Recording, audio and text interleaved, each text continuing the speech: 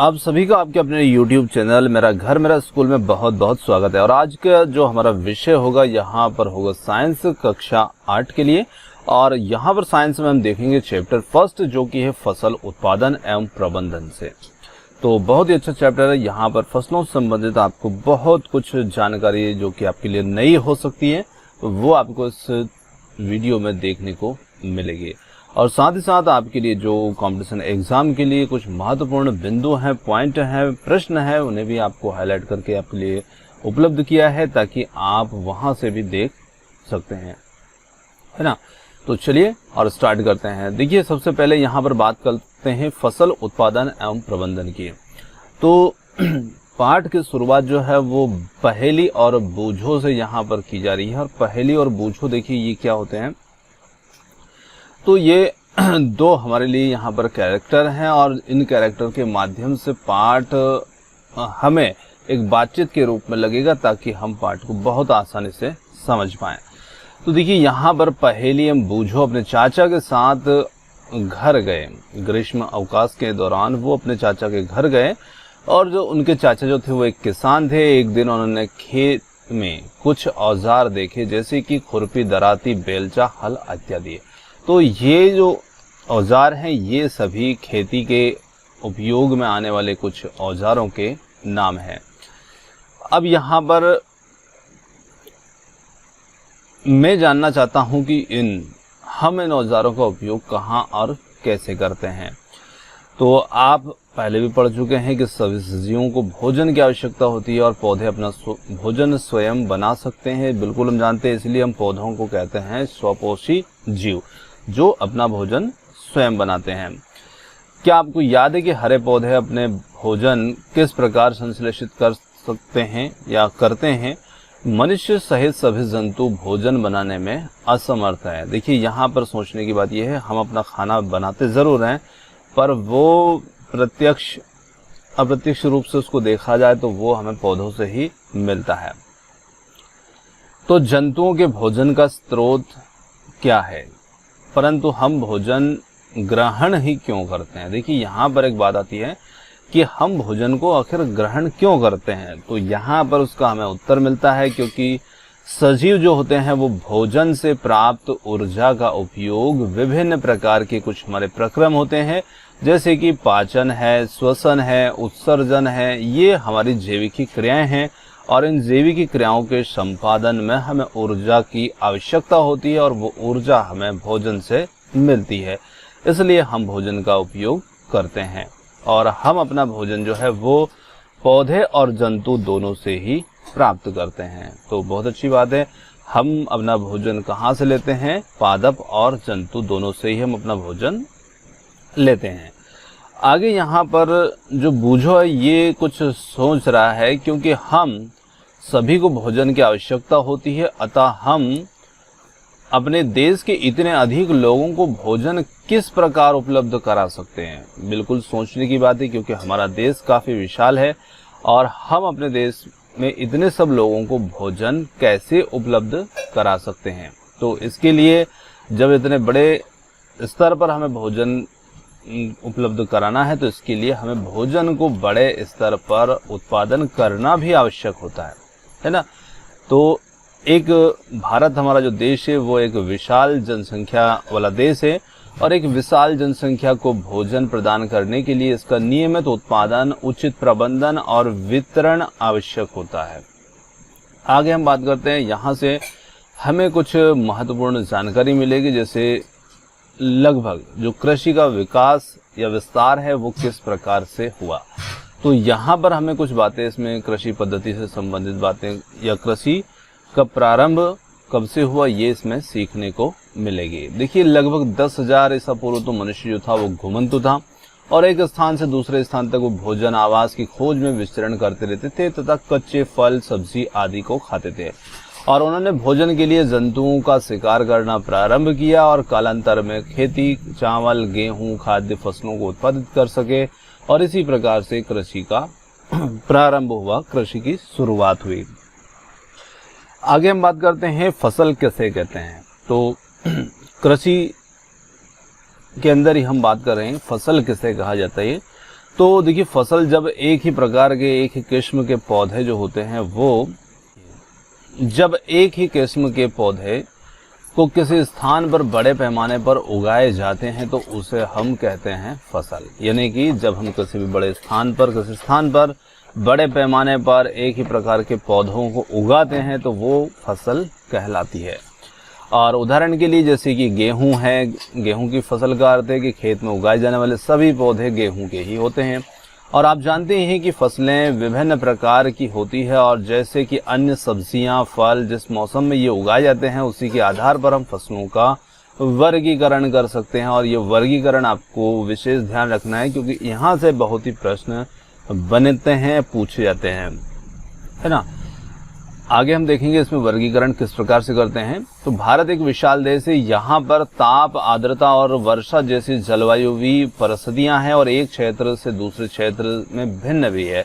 तो ये हम बिल्कुल जानते हैं कि हमारा देश जो है काफी बड़ा है, और अलग अलग राज्य में अलग अलग प्रकार की जलवायु परिस्थितियां, ताप आदि सभी से हर राज्य भिन्न है। अतः देश के विभिन्न भागों में विविध प्रकार के, तो हम देखते हैं कि देश के अलग अलग राज्य, अलग अलग क्षेत्रों में अलग अलग प्रकार के फसलें जो होती है वो उगाई जाती है। और इस विविधता के बावजूद मोटे तौर पर फसलों को दो वर्गों में बांटा जा सकता है। अब वो दो वर्ग कौन कौन से हैं? ये है वर्गीकरण फसलों का। और दो वर्ग में मुख्य रूप से आता है खरीफ की फसल और रबी की फसल।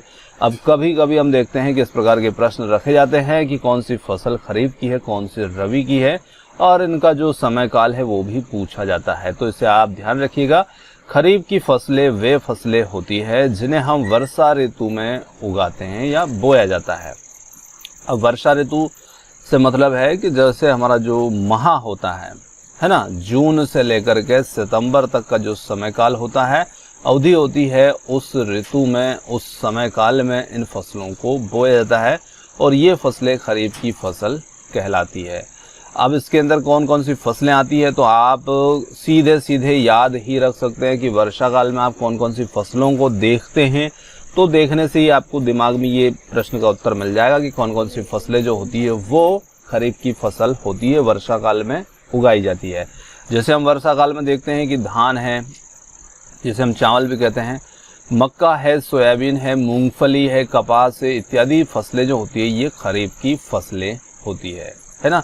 और इन्हीं सब को हम देखते हैं कि वर्षा ऋतु में ये फसलें हमें देखने को मिलती है।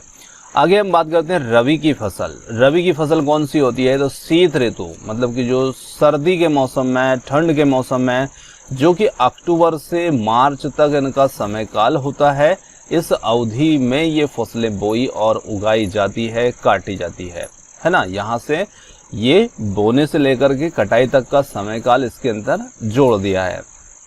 तो इसमें उगाई जाने वाली जो फसलें होती है रबी की फसल कहलाती है। और यहाँ पर गेहूं है, चना है, मटर, सरसों, अलसी, रबी आदि फसल जो है ये रबी की फसल के उदाहरण है। तो निश्चित आप यहाँ पर फसलों का वर्गीकरण जो है वो समझ गए होंगे।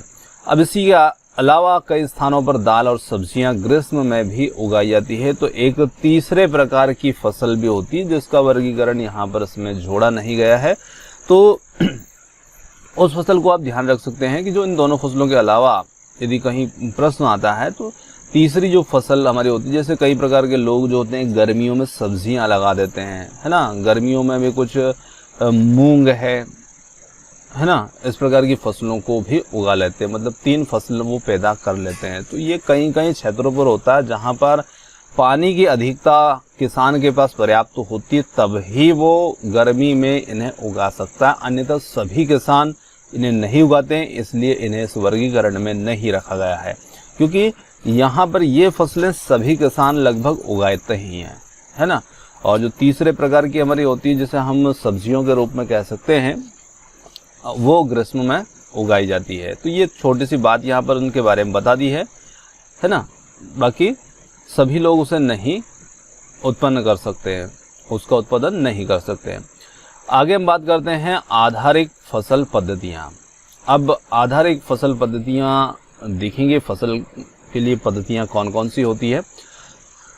तो बूझो यहाँ पर फिर कुछ प्रश्न अपने मन में कर रहा है, जैसे कि धान को शीत ऋतु में क्यों नहीं उगाया जा सकता। सोचने की बात है, धान की फसल को हम खरीफ की फसल में रखते हैं और उसे वर्षा काल में उगाते हैं, पर गर्मी में या शीत ऋतु में उसे क्यों नहीं उगाया जा सकता। क्योंकि हर फसल की अपनी एक प्रकृति होती है और धान की फसल को पानी की अधिकता की आवश्यकता होती है, और जो कि वर्षा ऋतु में उसको उपलब्ध होता है ना। इसलिए इस फसल को हम सिर्फ उसी ऋतु में, जो वर्षा काल की ऋतु होती है, उसी ऋतु के अंतर्गत उसी समय अवधि में इसको उगा सकते हैं, शीत ऋतु में नहीं होते हैं। तो पहेली ने यहाँ पर उसका उत्तर दिया है कि धान को बहुत अधिक पानी की आवश्यकता होती है, अतः इसे केवल वर्षा ऋतु में ही उगाते हैं। आगे हम बात करते हैं, फसल उगाने के लिए किसान को अनेक प्रकार के क्रियाकलाप करने पड़ते हैं और वो उसी समय अवधि में ही करने पड़ते हैं। तो आप देखेंगे कि ये क्रियाकलाप उस प्रकार के हैं जिनका उपयोग माली अथवा आप सजावटी पौधों को उगाने के लिए करते हैं, और ये सारे क्रियाकलाप जो हैं ये कार्य कृषि पद्धतियाँ कहलाती है, जो कि आगे हमें देखने को मिलेगी। तो कृषि पद्धतियाँ समझ गए कि यानी कि पौधों फसल को उगाने के लिए किसान जो भी कार्य करते हैं, क्रियाकलाप करते हैं, उन्हें हम कृषि पद्धतियाँ कह देते हैं। अब इसके अंदर कौन कौन से क्रियाकलाप किसान करता है, तो सबसे पहले किसान यहाँ पर करता है मिट्टी तैयार करना। पहला क्रियाकलाप किसान के द्वारा जो किया जाता है, मिट्टी तैयार करना। अब मिट्टी कैसे तैयार की जाती है, ये हम डीपली इसमें समझेंगे। उसके बाद किसान करता है बुआई। मिट्टी तैयार करने के बाद बुआई की जाती है दूसरे नंबर पर। फिर उसके बाद फसल में खाद और उर्वरक देना, है ना, खाद एवं उर्वरक देना। फिर उसके बाद सिंचाई करना। अब सिंचाई करने के बाद भी खाद दे सकते हैं, ऐसा कोई नहीं, ये पॉइंट हमारे ऊपर नीचे हो सकते हैं, है ना। तो सिंचाई करना, फिर उसके बाद में खरपतवारों से सुरक्षा करना, ये भी क्रियाकलाप किसान करता है। फिर उसके बाद में कटाई करना और उसके बाद में उसका भंडारण करना। तो ये सभी क्रियाकलाप कृषि पद्धतियों के अंतर्गत आते हैं। अब सबसे पहले यहाँ पर हम बात करते हैं मिट्टी तैयार करना और मिट्टी किस प्रकार से तैयार की जाती है। तो देखिए, मिट्टी तैयार करने की आवश्यकता क्यों होती है और किस प्रकार से कुछ जीव किसान की मदद इसमें करते हैं। फसल उगाने के लिए सबसे पहले मिट्टी को तैयार करना प्रथम चरण का कार्य होता है, और मिट्टी को पलटना, इसे पोला बनाना कृषि का अत्यंत महत्वपूर्ण कार्य है। अब इसे पोला क्यों बनाया जाता है, इसे पलटा क्यों जाता है, क्योंकि इस कारण से जड़ें भूमि में गहराई तक जा सकती है ना। जब खेत को हम अच्छे से मिट्टी की पलटी करेंगे तो निश्चित वहाँ पर पौधों की जो जड़ें होंगी, जिस फसल को हम उगाएंगे, उसकी जड़ें उस मिट्टी में गहराई तक जा सकती है, और पोली मिट्टी में गहराई में धसी हुई जड़ें सरलता से श्वसन भी कर सकती है। और पोली मिट्टी जो होती है वो किस प्रकार पौधों की जड़ों को सरलता से श्वसन करने में सहायक होती है। पोली मिट्टी में रहने वाले कुछ जीव जैसे कि केंचुआ और सूक्ष्म जीव की वृद्धि करने में भी सहायता करती है ना। तो जब मिट्टी पोली होगी तो उसमें रहने वाले जो कुछ जीव होंगे उसमें भी वृद्धि होगी, सूक्ष्म जीवों में वृद्धि होगी। और केंचुआ जो होता है, ये जीव जो होते हैं किसान के मित्र होते हैं। अब ये किसान के मित्र क्यों होते हैं, क्योंकि ये मिट्टी को, उनकी उर्वरक क्षमता को बढ़ाने का कार्य करते हैं। क्योंकि यह मिट्टी को पलट करके पोला करते हैं और ह्यूमस बनाते हैं। परंतु मिट्टी को पलटना और पोला करना क्यों आवश्यक है, ये आप इसमें जान ही चुके हैं। और भी बात यहाँ पर कर लेते हैं। इसके अलावा पिछली कक्षाओं में आपने पढ़ा है कि मिट्टी में खनिज, जल, वायु तथा कुछ सजीव होते हैं, और इसके अतिरिक्त मृत पौधे एवं जंतु भी मिट्टी में पाए जाते हैं। पाए जाने वाले जीवों के द्वारा अपघटित होते हैं। तो हम देखते हैं कि मिट्टी के अंदर कुछ सूक्ष्म जीव तो होते हैं, इसके अलावा कुछ मृत पौधे, जंतु वगैरह भी मिट्टी में ही पाए जाते हैं, और उन जीवों के द्वारा अपघटन की क्रिया होती है। और इस प्रक्रम में मृत जीवी में पाए जाने वाले जो पोषक तत्व होते हैं वो मिट्टी में निर्युक्त किए जाते हैं, यानी कि छोड़ दिए जाते हैं, उसमें मिला दिए जाते हैं, और ये पोषक पौधों के द्वारा अवशोषित किए जाते हैं। क्योंकि ऊपरी परत के कुछ सेंटीमीटर की ही मिट्टी ही पौधों की वृद्धि में सहायक होती है अतः इसे उलटने पलटने और पोला करने से पोषक पदार्थ जो होते हैं ना वो ऊपर आ जाते हैं। तो पलटने का एक और कारण हमें यहाँ पर मिल रहा है कि मिट्टी को पलटने से जो पोषक तत्व जो नीचे के मिट्टी में होते हैं वो ऊपर आ जाते हैं, क्योंकि पौधे की वृद्धि के लिए जो ऊपर की परत होती है मिट्टी की वो सबसे ज़्यादा सहायक होती है, क्योंकि बीजों का अंकुरण हम वहीं पर करवाते हैं, वहीं पर बीजों को बोते हैं। चलिए आगे हम बात करते हैं इसमें। पौधे इन पोषक तत्वों का उपयोग कर सकते हैं, अतः मिट्टी को उलटना पुलटना और पोला करना फसल उगाने के लिए अत्यंत महत्वपूर्ण कार्य होता है। तो इस प्रकार से हम मिट्टी को उलट पुलट करके पोला करने की जो प्रक्रिया होती है ना उसे हम कहते हैं जुताई करना। अब ये जुताई करने की जो प्रक्रिया की जाती है तो ये किस औजार के माध्यम से, किस यंत्र के माध्यम से की जाती है, तो इसे हल चला करके करते हैं। इसके लिए लकड़ी अथवा लोहे के बने होते हैं। ये परंपरागत जो यंत्र हैं हमारे उनके बारे में बात की जा रही है। यदि मिट्टी अत्यंत सूखी है तो जुताई से पहले इसे पानी देने की आवश्यकता भी पड़ सकती है, और जुते हुए खेत में मिट्टी के बड़े बड़े ढेले भी हो सकते हैं, अतः इन्हें एक पाटल से तोड़ना भी आवश्यक होता है।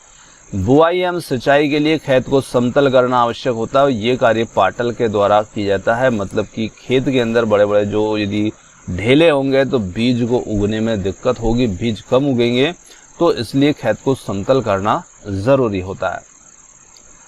कभी कभी जुताई से पहले खाद भी दी जाती है और इससे जुताई के समय खाद मिट्टी में भली भांति से मिल जाती है और बुआई से पहले खेत में पानी दिया जाता है। तो देखिए, जब हम रबी की फसल बोते हैं तो उसमें हमें पानी देने की आवश्यकता होती है, परंतु जो वर्षा काल की जो खरीफ की फसल बोते हैं तो उसमें हमें पानी देने की आवश्यकता नहीं होती है, क्योंकि वर्षा के द्वारा ही वो कार्य कर दिया जाता है। तो ये आप ध्यान रखिएगा। आगे हम बात करते हैं कृषि औजार के बारे में।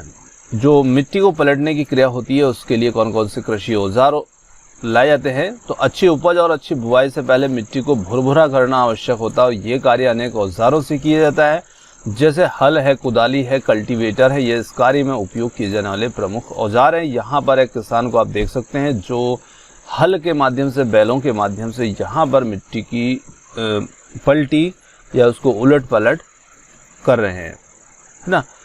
चलिए आगे हम इसमें देखते हैं कि जो हल है इसका उपयोग प्राचीन काल से ही किया जा रहा है, और जुताई, खाद उर्वरक मिलाने के लिए, खरपतवार निकालने या मिट्टी को खुरचने के लिए किया जाता रहा है। ये औजार जो होता है लकड़ी का बना होता है, जिसे बैलों की जोड़ी अथवा अन्य पशुओं की सहायता से खींचा जाता है, और इसमें लोहे की एक मजबूत तिकोनी पत्ती होती है जिसे हम फाल कहते हैं। अब ये फाल को आप ध्यान रखिएगा, जो हल के नीचले हिस्से में जो जमीन के अंदर धंसता है उसे हम कहते हैं फाल। हल का मुख्य भाग जो होता है लंबी लकड़ी का बना होता है, जिसे हम हल शैफ्ट कहते हैं। तो ये आप चित्र में देख पाएंगे, वहां पर मैं इसे बता दूंगा। इसके एक सिरे पर हैंडल होता है और दूसरे सिरे से जोत के डंडे से जुड़ा होता है, जिसे बैलों की गर्दन के ऊपर रखा जाता है, और एक जोड़ी बैल में एक आदमी इसे सरलता से चला सकता है। और आजकल लोहे के हल तेजी से देसी लकड़ी के हल की जगह ले रहे हैं। और अब हम देखते हैं कि अब वर्तमान जो समय स्थितियां हैं वहां पर हमें हल और बैल से कृषि कम, वर्तमान में ट्रैक्टर के माध्यम से कृषि कार्य ज़्यादा किया जाता है ना। तो हो सकता है कि अब की जो परिस्थितियों में हम इन सब चीज़ों को शायद ना देख पाएँ। तो यहाँ पर आप चित्र में देख पा रहे हैं, जैसे ये हल का चित्र है और यहाँ पर ये हल शैफ्ट है, ये उसकी जो लकड़ी की जो लंबी डांडी जिसे कहते हैं, और ये जो नीचे का हिस्सा जो जमीन में धंसता है इसे कहा जाता है फाल, और ये उसका हैंडल होता है जिसे किसान पकड़ करके बैलों को चलाता है। आगे बात करते हैं, कुदाली एक सरल औजार है और इसका उपयोग खरपतवार निकालने, मिट्टी को पोला करने आदि के लिए किया जाता है। इसमें लकड़ी और लोहे की छड़ होती है, जिसके एक सिरे पर लोहे की चौड़ी और मुड़ी हुई प्लेट लगी होती है। तो कुदाली को आपने बिल्कुल देखा होगा, हो सकता है आप जानते हैं, और जहाँ जैसे चित्र है शायद ऐसी कुदाली आपने ना देखी हो तो भी कोई बात नहीं। जिस प्रकार की कुदाली आपने देखी है बस उसी कुदाली को आप समझ लीजिएगा। तो इसमें ये जो मुड़ी हुई प्लेट है ये एक ब्लेड की तरह कार्य करती है, और इसे वही बैलों के द्वारा या जोत करके भी इसका उपयोग किया जाता है। तो ये भी उसी प्रकार की है ना। ये चलिए आगे हम बात करते हैं कल्टीवेटर की। कल्टीवेटर जो होता है इसका उपयोग आजकल जो जुताई होती है वो ट्रैक्टर के द्वारा संचालित कल्टीवेटर से की जाती है। तो यहाँ पर आप देख रहे हैं ट्रैक्टर के माध्यम से ये जो बखर कहते हैं, कल्टीवेटर कहते हैं इसे, इसके माध्यम से पलटी की जाती है। अब यहाँ पर हम देखते हैं आगे बुआई का कार्य। तो जुताई का कार्य हो गया, मिट्टी को पलट दिया गया है और भूमि खेत को तैयार कर लिया गया है। अब अगला कार्य किसान करता है बुआई का। बुआई फसल उत्पादन का सबसे महत्वपूर्ण चरण है और इसमें बोने से पहले अच्छी गुणवत्ता वाले साफ बीज और स्वस्थ बीजों का चयन करना अनिवार्य होता है। तो किसान किस प्रकार से इन बीजों का चयन करते हैं और अधिक उपज देने के लिए हम बीज के चयन को प्राथमिकता देते हैं। बीजों का चयन किस प्रकार से होगा, तो देखिए यहाँ पर पहली कह रही है कि एक दिन मैंने अपनी माँ को देखा कि माँ चने के कुछ बीज एक बर्तन में रख कर उसमें पानी डाल रही है। कुछ मिनट के पश्चात कुछ बीज पानी में ऊपर तैरने लग गए और मुझे आश्चर्य हुआ कि कुछ बीज पानी के ऊपर क्यों तैरने लगे। तो पानी के ऊपर कौन से बीज तैरेंगे? जो बीज हल्के होंगे, जो थोड़े नष्ट हो चुके हैं, खराब हो चुके हैं, खोखले हो चुके हैं, वो बीज पानी में तैरने लगते हैं। और जो अच्छे बीज होते हैं, अच्छी गुणवत्ता वाले होते हैं, वो तली में बैठ जाया करते हैं। इस प्रकार से हम बीजों का चयन इसमें कर सकते हैं, है ना। तो यहाँ पर क्षतिग्रस्त बीज खोखले हो गए थे और इसी कारण से हल्के होते हैं, अतः जल पर तैरने लगते हैं। और अच्छे स्वस्थ बीजों को क्षतिग्रस्त बीजों से अलग करने की ये अच्छी विधि है। और बुआई से पहले बीज बोने के औजारों के बारे में हमें जानना आवश्यक है। अब बीज किस प्रकार से बोया जाता है, तो परंपरागत और आधुनिक दोनों प्रकार के हम औजारों की बात इसमें करेंगे। तो परंपरागत औजार जो पहले चला करते थे, तो परंपरागत रूप से बीजों की बुआई में इस्तेमाल किए जाने वाला औजार कीप के आकार का होता है ना। और बीजों को कीप के अंदर डालने पर ये 2 या 3 नुकीले सिरे वाले पाइपों से गुजरते थे और ये सिरे मिट्टी को भेद करके बीज को स्थापित कर देते थे। तो यहाँ पर आप देख रहे हैं ये कीप है और यहाँ पर एक किसान इसमें बीजों को डाल रहा है और इसमें से 3 पाइप, जो 3 नलियाँ होती है, वो ऐसे निकल करके नीचे यहाँ पर लगी होती है और यहाँ से इनमें नुकीले सिरे जो होते हैं वो लगे होते हैं और जिससे कि ये ज़मीन में मिट्टी में धंस जाते हैं और बीज को वहाँ पर स्थापित कर देते हैं। तो ये बीज बोने का हमारा पारंपरिक तरीका है। और आजकल हम जो उपयोग करते हैं, तो आजकल हम उपयोग करते हैं सीड्रिल का, जो कि ट्रैक्टरों के द्वारा बुआई की जाती है ना। तो ये सीड्रिल का है और सीड्रिल को आप देख सकते हैं, इसके अंदर भी एक पेटी लगी होती है यहाँ पर ऊपर, जिसके अंदर बीज भर दिया जाता है और इसमें से छोटे छोटे पतले पतले पाइप जो होते हैं वो ऐसे लगे होते हैं और ये फिर दांतों के अंदर लग जाते हैं और ट्रैक्टर जब चलता है तो बीज उसमें स्थापित कर दिए जाते हैं। और यहाँ पर हम देखते हैं कि जो सीड्रिल होती है उसमें बीज जो होते हैं वो बराबर दूरी पर, एक समान निश्चित दूरी पर ही गिरते हैं, है ना। और बीज जो हैं वो बुआई के बाद मिट्टी से ढक दिए जाएं ताकि इससे बीजों को पक्षियों के द्वारा खाए जाने से रोका जा सकता है। अतः सीड्रिल के द्वारा हम बुआई करते हैं तो इससे हमारा समय और श्रम दोनों की ही बचत इसमें होती है। आगे यहाँ पर मेरे विद्यालय के समय की पौधशाला नर्सरी में देखा कि छोटे छोटे पौधे थैले में क्यों रखे हैं, वे इस प्रकार से क्यों रखे गए हैं, बूझो यहाँ पर पूछ रहा है ना। तो यहाँ पर जैसे कुछ पौधे जो होते हैं, जैसे धान जैसे कुछ पौधों को, बीजों को पहले पौधशाला में तैयार किया जाता है और फिर उन्हें हाथों के द्वारा खेत में रोपित कर दिया जाता है। इस प्रकार से कुछ वनी पौधे, पुष्प आदि को भी हम वैध पौधशाला में उगाते हैं। आगे हम बात करते हैं पौधों को अत्यधिक घने होने से रोकने के लिए बीजों को उचित दूरी पर होना अत्यंत ही महत्वपूर्ण होता है। मतलब फसल की जब हम बुआई करते हैं तो वो पौधे जो हमारी फसल के रूप में उगेंगे वो ज़्यादा पास नहीं होना चाहिए, ज़्यादा घने नहीं होना चाहिए। अब क्यों नहीं होना चाहिए? क्योंकि जब वो ज़्यादा घने होते हैं तो पौधों को सूर्य का प्रकाश, पोषक, जल पर्याप्त मात्रा में प्राप्त नहीं होगा तथा अधिक घनेपन को रोकने के लिए कुछ पौधों को निकाल करके उसमें हटा दिया जाता है। अब हम कौन से पौधों को हटा सकते हैं? तो जो ज़्यादा घने पौधे हैं उनमें से हम कमज़ोर पौधों को हटा सकते हैं। आगे हम बात करते हैं खाद एवं उर्वरक मिलाना। अब अगला क्रियाकलाप किसान यहाँ पर करता है बुआई के बाद में खाद एवं उर्वरक मिलाना। अब खाद और उर्वरक दोनों में अंतर होता है, ये आपको ध्यान रखना है। देखिए, वे पदार्थ जिन्हें हम मिट्टी में पोषक स्तर बनाए रखने के लिए मिलाते हैं उन्हें हम खाद एवं उर्वरक कहते हैं। अब खाद भी कह सकते हो, उर्वरक भी कह सकते हो, पर फिर भी दोनों में अंतर है। अब कैसे अंतर है, ये अंतर को हम समझते हैं। देखिए, मिट्टी फसल को खनिज पदार्थ प्रदान करती है ना। मिट्टी जो होती है वो फसल को खनिज पदार्थ प्रदान करती है और ये पोषक पौधों की वृद्धि के लिए आवश्यक होता है। कुछ क्षेत्रों में किसान खेत में एक के बाद दूसरी फसल उगाता रहता है। खेत कभी भी खाली नहीं छोड़े जाते। कल्पना कीजिए कि पोषकों को क्या होता होगा, क्योंकि निश्चित रूप से मिट्टी के अंदर हम देखते हैं कि कुछ पोषक तत्व होते हैं और फसल को उगा लेते हैं, फसल के पौधे वृद्धि कर लेते हैं, फसल काट लेते हैं, तो पोषकों की मिट्टी में क्या हो जाएगी, कमी हो जाती है। फिर उन्हें वापस से मिट्टी के अंदर पोषक तत्व बन जाएं, प्राप्त हो जाएं फसल चक्रों के द्वारा, सूक्ष्म जीवों के द्वारा, अपघटन क्रियाओं के द्वारा, परंतु फिर हम दूसरी फसल लगा देते हैं, तो उससे फिर बार बार मिट्टी के अंदर पोषक तत्वों में क्या हो जाती है, कमी हो जाती है। और इसी फसलों के लगातार उगाने से मिट्टी में कुछ पोषकों की कमी हो जाती है और इसी क्षति को पूरा करने के लिए किसान खेती में खाद देते हैं और ये प्रक्रम जो होता है ये खाद देना कहलाता है। अपर्याप्त खाद देने से पौधे कमज़ोर हो जाते हैं, है ना। अपर्याप्त मतलब कि हम कम मात्रा में दें या ज़्यादा मात्रा में दें, दोनों ही स्थितियाँ जो होती है वो ठीक नहीं होती है, तो इसलिए एक उचित मात्रा में खाद देना आवश्यक है। अब बात करते हैं खाद एवं उर्वरक जो होते हैं वो किस प्रकार एक दूसरे से भिन्न होते हैं। तो देखिए, खाद जो होता है कार्बनिक मतलब कि जैविक पदार्थ होता है और जो कि पौधों या जंतु अपशिष्टों से प्राप्त होती है।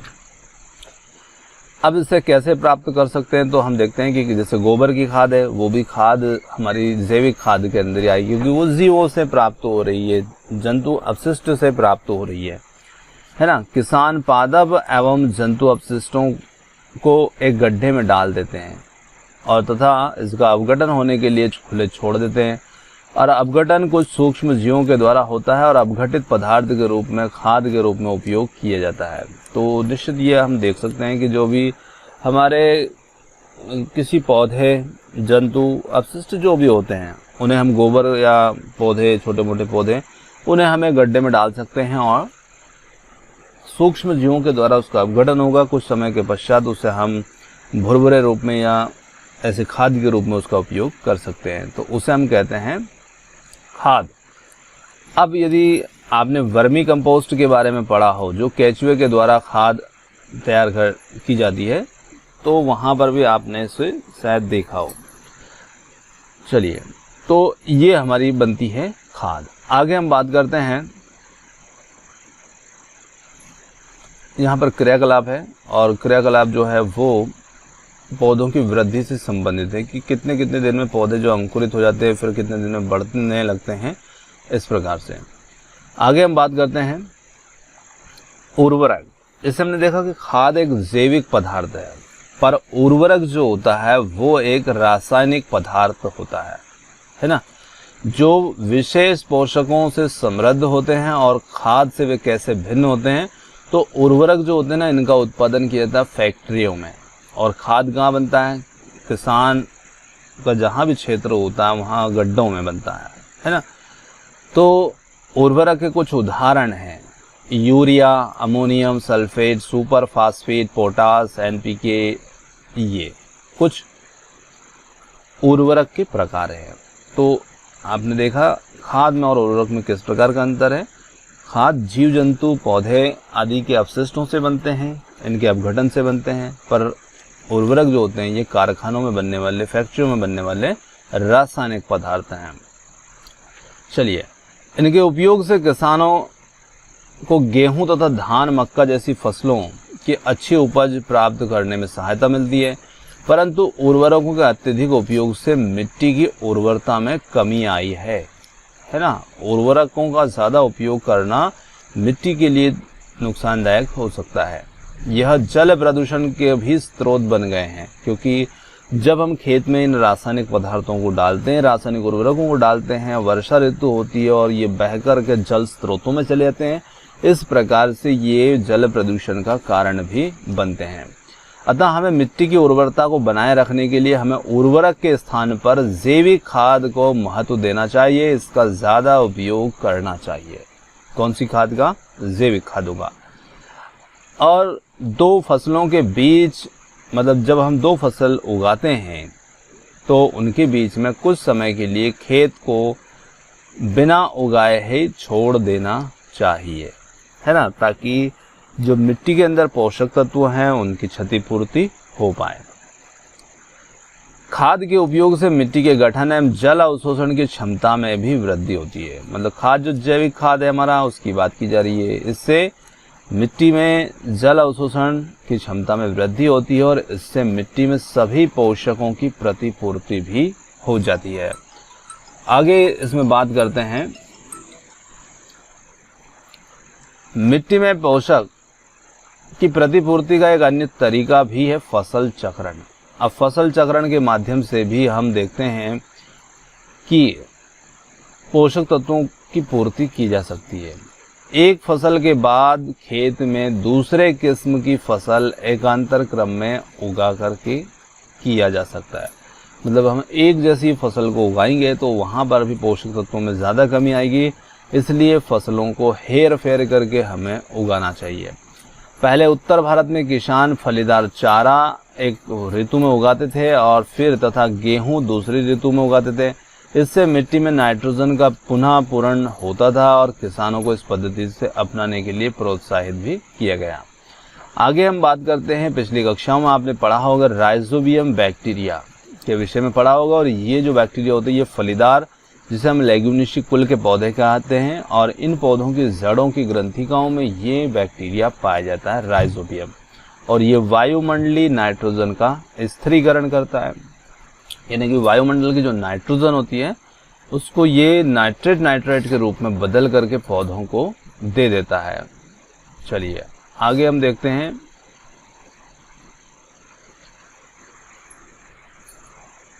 उर्वरक और खाद में अंतर। तो अंतर तो हम पहले ही समझ गए। उर्वरक जो होते हैं ये मानव निर्मित लवण हैं और खाद प्राकृतिक पदार्थ हैं जो गोबर पौधों के अवशेषों के विघटन से प्राप्त होता है।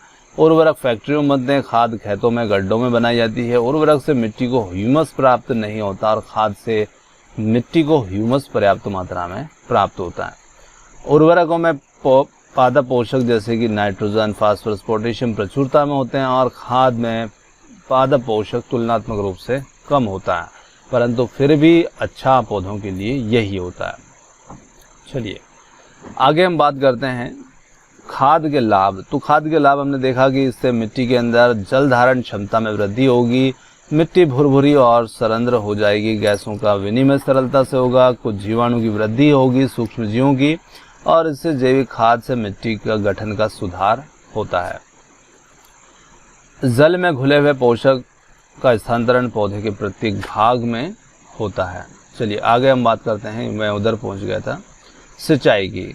अब सिंचाई अगला क्रियाकलाप है किसान के द्वारा किए जाने वाला, और जीवित रहने के लिए प्रत्येक जीव को जल की आवश्यकता होती है। उसी प्रकार से पौधे की वृद्धि एवं परिवर्धन के लिए भी जल का विशेष महत्व होता है।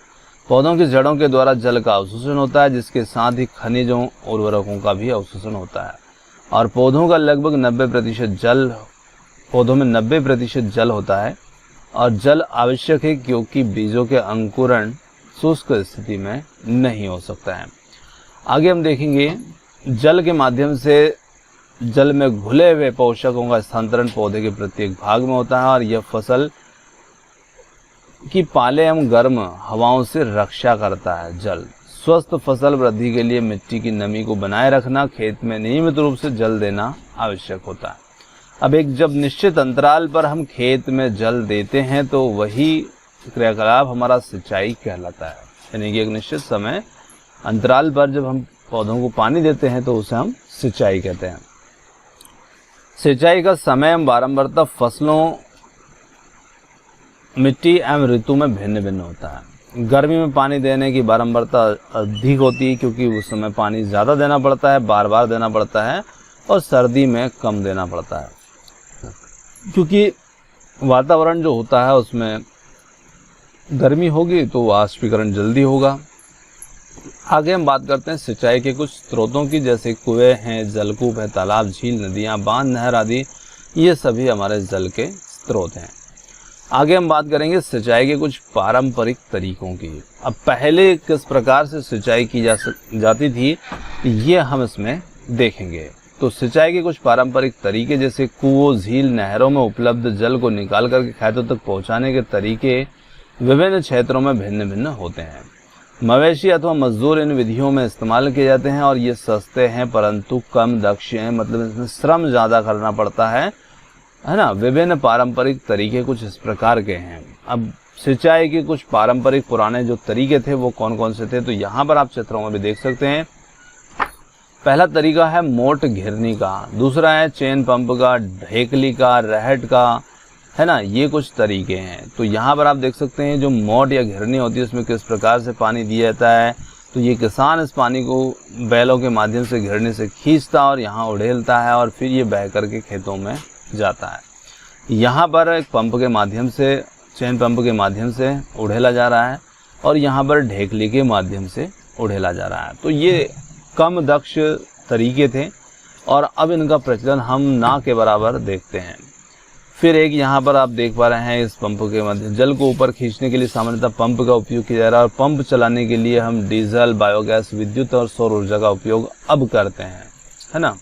तो ये यहाँ पर देख पा रहे हैं रहट है, जिसे रहट कहा जाता है। चलिए आगे जो आधुनिक विधियाँ हैं सिंचाई की, इन विधियों में प्रमुख रूप से हमारी आती है छिड़काव तंत्र, जिसे हम छिड़काव तंत्र कहते हैं।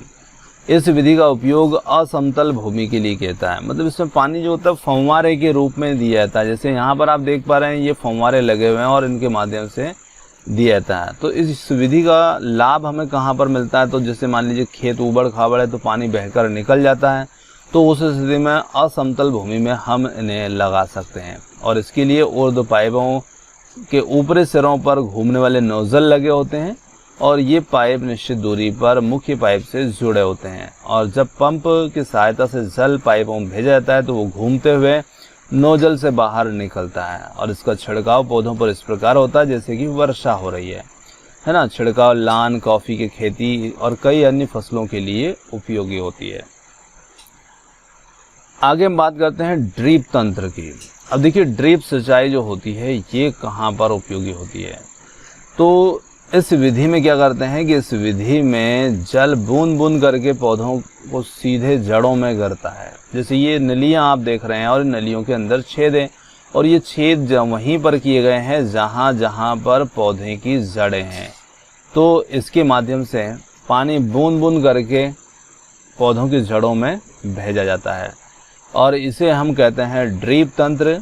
और फलदार पौधों, बगीचे, वृक्षों को पानी देने का ये सर्वोत्तम तरीका। इससे पौधों को बूंद बूंद जल प्राप्त होता है और इस विधि का सबसे अच्छा लाभ है कि इस विधि में जल जो होता है ना वो बिल्कुल भी व्यर्थ नहीं होता और जल की कमी जहाँ पर होती है वो वहाँ पर ये वरदान साबित होती है ड्रिप तंत्र। आगे हम बात करेंगे सिंचाई के बाद में खरपतवारों से सुरक्षा की और खरपतवार जो होते हैं वो क्या होते हैं और कैसे इनसे सुरक्षा की जाती है। तो बुजुर्ग पहले निकट के गेहूं के खेत में गए और वहां उन्होंने देखा कि खेत में फसल के साथ कुछ अन्य पौधे भी उग रहे हैं, है ना। अब जो फसल के साथ साथ जो अन्य पौधे हैं उन्हीं को हम कहते हैं। तो खेत में कई अवांछित पौधे प्राकृतिक रूप से फसल के साथ उग जाते हैं और इन अवांछित पौधों को ही हम क्या कहते हैं, खरपतवार। खरपतवारों को हटाने की जो प्रक्रिया होती है ना उसे हम निराई कहते हैं और निराई आवश्यक होती है क्योंकि खरपतवार जल, पोषक, जगह और प्रकाश की स्पर्धा करके फसल की वृद्धि पर प्रभाव डालते हैं और कुछ खरपतवार जो होते हैं कटाई में भी बाधा डालते हैं। इसलिए मनुष्य एवं पशुओं के लिए विषैले भी हो सकते हैं, तो इसलिए इन्हें हटाना आवश्यक होता है। खरपतवार हटाने एवं उनकी वृद्धि को नियंत्रित करने के लिए किसान विभिन्न तरीके को अपनाता है ना, अपनाता है। फसल उगाने से पहले खेत जोतने से खरपतवार उखाड़ने एवं हटाने में सहायता मिलती है। इससे खरपतवार जो होते हैं वो पौधे सूखकर मर जाते हैं और मिट्टी में मिल जाते हैं। खरपतवार हटाने का सर्वोत्तम समय जो होता है उनमें पुष्पन एवं बीज बनने से पहले का होता है, क्योंकि जब उनमें यदि बीज बन जाते हैं खरपतवारों के अंदर तो बीज जैसे उनके फल सूख जाएंगे, गिर जाएंगे और मिट्टी में मिल जाएंगे। इससे फिर वो हमेशा फिर आने वाले वर्ष में फिर उगेंगे। तो इसलिए उनमें बीज और पुष्पन होने से पहले उन्हें उखाड़ करके या किसी भी तरीके से उन्हें नष्ट कर देना चाहिए, है ना। तो ये कार्य खुरपी और हैरो आदि की सहायता से किया जाता है। रसायनों के उपयोग से भी हम खरपतवारों को नियंत्रित कर सकते हैं और इसके लिए हम एक खरपतवार नाशी का इस्तेमाल करते हैं 2,4-D का। ये आपके लिए महत्वपूर्ण है 2,4-D, क्योंकि ये खरपतवार नाशी है ना, एक रसायन है जो कि 2,4-D के नाम से जाना जाता है। और खेत में इनका छिड़काव किया जाता है और जिससे कि खरपतवार पौधे जो होते हैं वो मर जाते हैं, नष्ट हो जाते हैं और फसल को कोई भी हानि इसमें नहीं होती है। खरपतवार नाशी को जल में आवश्यकता अनुसार मिला करके हम स्प्रेयर या फव्वारा की सहायता से खेत में छिड़काव कर देते हैं। तो यहाँ पर चित्र में आप देख रहे हैं किसान यहाँ पर कीटनाशक जो खरपतवार नाशी है उसका प्रयोग यहाँ पर फसलों पर छिड़काव के रूप में कर रहा है। अब आगे यहाँ पर बूझो कुछ सोच रहा है। देखिए बहुत अच्छी बात सोच रहा है, क्या खरपतवार नाशी का प्रभाव इसको छिड़कने वाले व्यक्ति पर भी पड़ता है? तो बिल्कुल पड़ता है ना। जैसा कि पहले बताया गया, खरपतवार की वृद्धि समय और पुष्पन बीज बनने के पहले ही खरपतवार नाशी का छिड़काव करते हैं। तो खरपतवार नाशी के छिड़काव से किसान के स्वास्थ्य पर भी प्रभाव पड़ सकता है। अतः इन रसायनों का प्रयोग हम करते हैं तो हमें सावधानी पूर्वक करना चाहिए और छिड़काव करते समय अपना मुंह एवं नाक कपड़े से ढक लेनी चाहिए ताकि हमारे स्वास्थ्य पर प्रतिकूल प्रभाव ना पड़े। आगे हम बात करते हैं कटाई के अगला क्रियाकलाप किसान यहाँ पर करता है कटाई की। फसल की कटाई भी एक महत्वपूर्ण कार्य है और फसल पक जाने के बाद उसे काटना कटाई कहलाता है। कटाई के दौरान पौधों को खींचकर उखाड़ लेते हैं अथवा उसे धरातल के पास से काट लेते हैं, ज़मीन के पास से नीचे से काट लेते हैं। एक अनाज फसल को पकने में लगभग 3-4 महीने का समय लगता है और हमारे देश में ये कार्य जो होता है ये दराती हाथ के द्वारा यदि काटते हैं तो दराती का इस्तेमाल करते हैं अथवा फिर हम एक मशीन का उपयोग करते हैं जिसे हम हार्वेस्टर कहते हैं। और काटी गई फसल से बीजे या दानों को भूसे से अलग करने की जो प्रक्रिया होती है उसे हम थ्रेसिंग कहते हैं। मतलब थ्रेसर के माध्यम से हम भूसे से दानों को अलग करते हैं। और ये कार्य जो होता है ना एक संयुक्त मशीन के द्वारा भी किया जा सकता है जो दोनों ही तरह का कार्य कर देती है और उससे ये हार्वेस्टर कहते हैं। तो यहाँ चित्र में आप देख रहे हैं कंबाइन मशीन है जो काट भी रही है, अनाज से दानों को अलग भी कर रही है, भूसे से अलग भी कर रही है ना। तो ये कंबाइन है।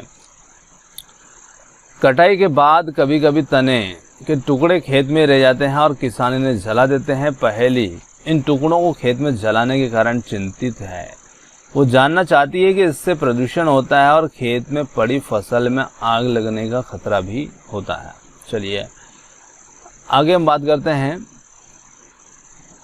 विनोइंग। एक बहुत अच्छा प्रश्न बनेगा, विनोइंग क्या होता है? तो देखिए छोटे खेत वाले जो किसान होते हैं ना वो अनाज के दानों को फटक के साथ में अलग कर लेते हैं। मतलब जिसे हम उफनना भी कहते हैं, फटक का मतलब उफनना के द्वारा अलग कर लेते हैं। और इस विषय में आप कक्षा 6 में पढ़ चुके हैं। चलिए ये विनोइंग करने वाली एक मशीन है। यहाँ पर आगे बात करते हैं कुछ त्योहारों की और यहाँ पर कटाई से संबंधित कुछ पर्व मिलेंगे और ये प्रश्न बहुत महत्वपूर्ण है। तो देखिए यहाँ पर 3-4 महीनों के कठोर परिश्रम के बाद कटाई का समय आता है। स्वर्णिम दानों से भरी हुई खड़ी फसलें किसानों के हृदय को उल्लास और अच्छे समय के भाव को संचारित करती है और ये समय थोड़ा आराम करने, खुशियाँ मनाने का होता है क्योंकि पिछले ऋतु के प्रयत्न का फल इसमें उसे मिलता है। इसलिए भारत में सभी भागों में कटाई का समय हर्षोल्लास और खुशी का होता है। पुरुष महिलाएं सभी मिलकर इस पर्व को मनाते हैं। अब कटाई की ऋतु के साथ साथ कुछ विशेष पर्व भी आते हैं, हम देखते हैं, जैसे पोंगल है, बैसाखी है, होली है, दिवाली है, नवान्या है, बिहू, ये आदि ऐसे पर्व हैं जो फसल की कटाई से जुड़े हुए होते हैं, है ना। चलिए आगे हम बात करते हैं भंडारण की। अब फसलों का भंडारण किस प्रकार से किया जाता है, तो उत्पाद का भंडारण भी एक महत्वपूर्ण कार्य होता है, क्योंकि हमें फसल के दानों को अधिक समय तक सुरक्षित रखना होता है और उन्हें नमी, कीट, चूहों, सूक्ष्मजीवों से सुरक्षित रखना पड़ता है। अतः ताज़ा फसल में कुछ नमी होती है, मतलब कि वो थोड़े से नम होते हैं, पानी की मात्रा उनमें होती है। अतः यदि फसल के दानों को या बीजों को सुखाए बिना ही भंडारित कर देंगे तो उनके खराब होने अथवा जीवों के आक्रमण से वे अंकुरण के लिए अनुपयोगी हो जाएंगे।